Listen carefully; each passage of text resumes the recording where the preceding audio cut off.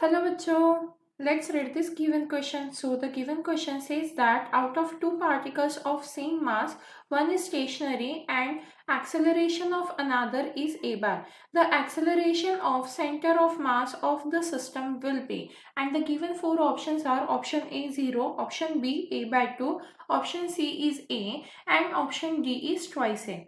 तो देखिए बच्चों, क्वेश्चन में हमें क्या बोला गया है कि हमारे पास दो पार्टिकल है जिनका मास सेम है।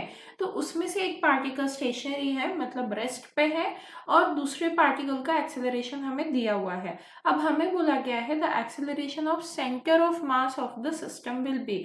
तो ये जो दो पार्टिकल है, इनका जो सेंटर आएगा, उस सेंटर का जो एक्सेलरेशन है वो हमसे पूछा गया है।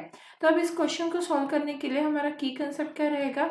की concept to solve this question is, क्योंकि हमें सेंटर का एक्सेलरेशन पूछा है तो उसका फॉर्मूला क्या होता है? ACM, मतलब centre acceleration of centre of मास।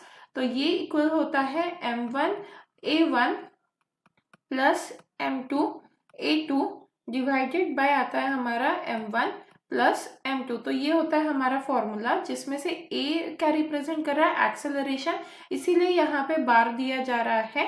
जैसा कि आप क्वेश्चन में भी देख सकते हो कि हमें बोला गया है जो एक्सेलरेशन है a वो बार के साथ दिया है, क्योंकि वो वेक्टर क्वांटिटी रिप्रेजेंट कर रहा है। और m1 m2 क्या रिप्रेजेंट कर रहा है? Mass of those particles.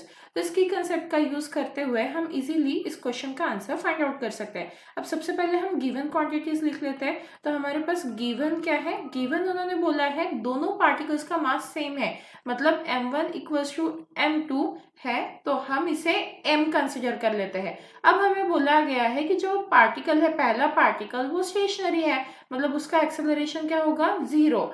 और दूसरे पार्टिकल की वैल्यू, मतलब मान लीजिए A2, तो उसकी वैल्यू हमें क्या दी है? a बार दी हुई है। तो अब इस गिवन डेटा की हेल्प से हम इस क्वेश्चन को सॉल्व कर लेंगे। तो क्या करना है हमें? की कंसेप्ट में जो फॉर्मूला लिखा है उसे यूज करेंगे। तो acceleration of centre of mass is equals to m1a1 plus m2a2 divided by क्या आ जाएगा हमारा? m1 plus m2। अब वैल्यूज को सब्स्टिट्यूट कर लेते हैं यहाँ पे। तो m1 की वैल्यू क्या है? हमारी m ही है। a1 की वैल्यू तो 0 है, तो ये आ जाएगा 0, प्लस m2 की वैल्यू फिर से m आ जाएगी, और a2 की वैल्यू है a bar, divided by m1 plus m2। तो ये क्या आ जाएगा? m प्लस m आ जाएगा। तो इसे अगर हम फर्दर सॉल्व करते हैं तो क्या आएगा? m a bar divided by twice of m। अब यहाँ से m और m कैंसिल हो जाएगा, तो हमारा सेंटर ऑफ मास का एक्सेलरेशन क्या आ गया है? a बार बाय 2। अब अगर हम ऑप्शन देखते हैं तो हमारा ऑप्शन बी हमारे आंसर के साथ मैच कर रहा है। Hence the final answer for the given question is option B. Hope you understood it well.